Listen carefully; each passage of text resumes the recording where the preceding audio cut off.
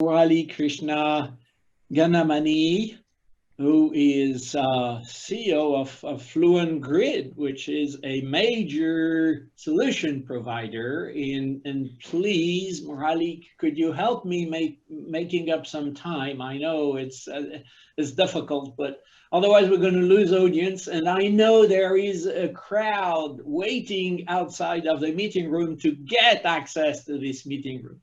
So if you can do it in less than 10 minutes and focus on the major aspects of your solutions, that would be great. The floor is yours. Sure, Richard. Thank you. Thank you. I totally understand and respect.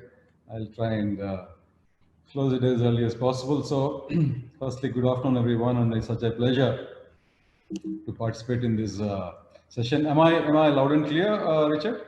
You're loud and clear, please. Go ahead. So, yeah, firstly, is a quick intro.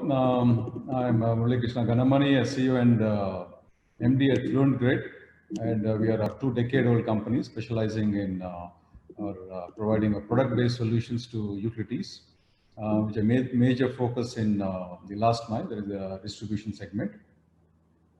And so today I will briefly talk about the challenges that the pandemic had thrown at all of us, especially the utilities, and also share my views how the technology interventions can help get us more prepared and get us be maybe more resilient and ready for the future to face such emergencies, and perhaps also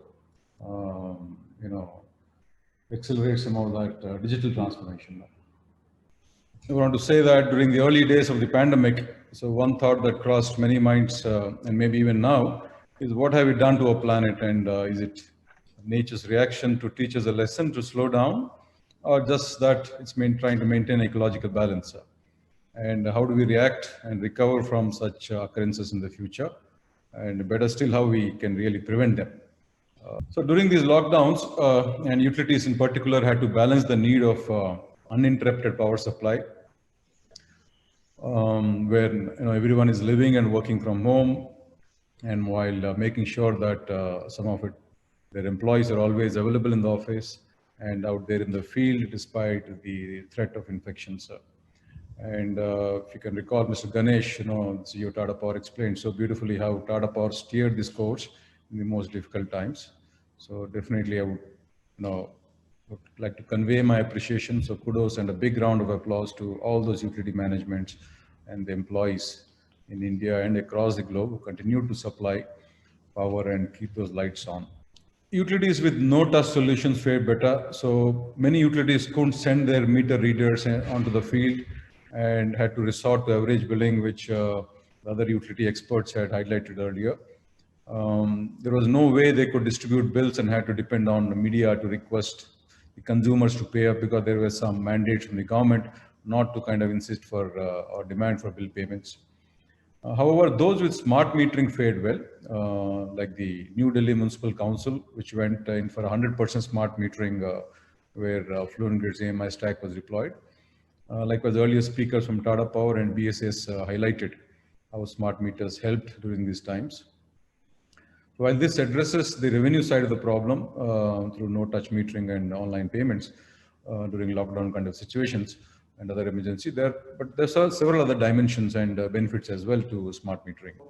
Post-pandemic, the recovery plans by many nations would eventually, lead to proliferation of green energy farms with grid-scale storage, electric vehicles connected to grid, in a two-way rooftop solar with peer-to-peer sharing, behind-the-meter storage, etc. Which could lead to new technology interventions, business models, and a lot many disruptions to utility businesses, which I think both Richard and Mark also shared their views in this context earlier. And I see one common thread among all these developments, that all of them are connected and can start communicating, as soon as they are needed. And many of them could be smart at the edge itself. So, which calls for a unified approach and systems for data acquisition, processing, storage, before passing them on to the downstream systems. Now, being prepared is a key to success. So this will happen sooner than we can think. And if we are not prepared in terms of, there could be many such emergencies lurking out there in the future. So a utility could be flooded with, too many disparate systems if they try to do such isolated, build standalone systems to address these challenges. These disparate systems may not be able to talk to each other, and getting a unified view out of these systems would be a bigger challenge.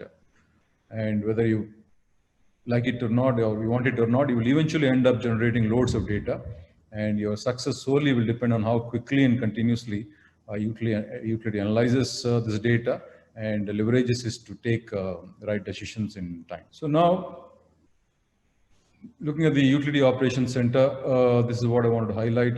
So when you're leaving the technical jargon aside, utilities with limited resources would definitely like to focus on what really matters to them and with measurable outcomes. And any technology intervention and related investments should be mapped to utility KPIs, and those projects must be closely monitored so that they're all well integrated with existing systems and accommodate future integrations as they happen. This is best done by setting up a centralized utility operations center. So something in the lines of Fluent Grid's UOC, which not only helps set and monitor utility KPIs, but it does so by integrating all the utility systems, thereby automating it in real time, and hence offers real-time situational awareness across the utility functions and parameters, and even network and physical surveillance in integration with systems like SCADA, CCTVs, and etc. Yeah, so this is a case study, one of our huge, large implementation in a northern state called Uttar Pradesh. There's an Indian utility where our cloud-hosted CIS, the utility billing system, is serving over 23 million consumers. But what I wanted to kind of highlight here is we are working on bringing, this is an operations center, and especially during these pandemic times, it has been very helpful. And there are thousands of meter readers out there on the field, and all those smartphones which are more of IoT devices. So they could monitor all these meter readers' performance and whether they have been able to reach to their particular consumer's doorstep. And so we're working on bringing other utility processes also onto the same operation center platform, one step at a time. So this solution was definitely very handy during the pandemic to restore normalcy in billing operations post-lockdown. Yeah, like I mentioned earlier, this is the New Delhi Municipal Council story. So this is the first Indian urban local body with 100% smart metering running on Fluent Grid AMI stack. It's also smart prepaid enabled. And because of its no-touch nature, its revenue operations weren't at all affected during the pandemic. So this is what can be the heart or the core, nerve center of a utility, like I had spoken about earlier.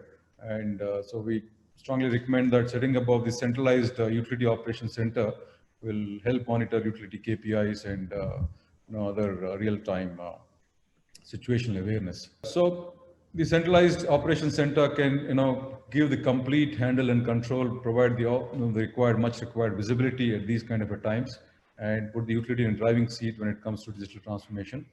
Provides comprehensive picture of various utility parameters in near real time, so that they're really empowered to take the right decisions at the right time.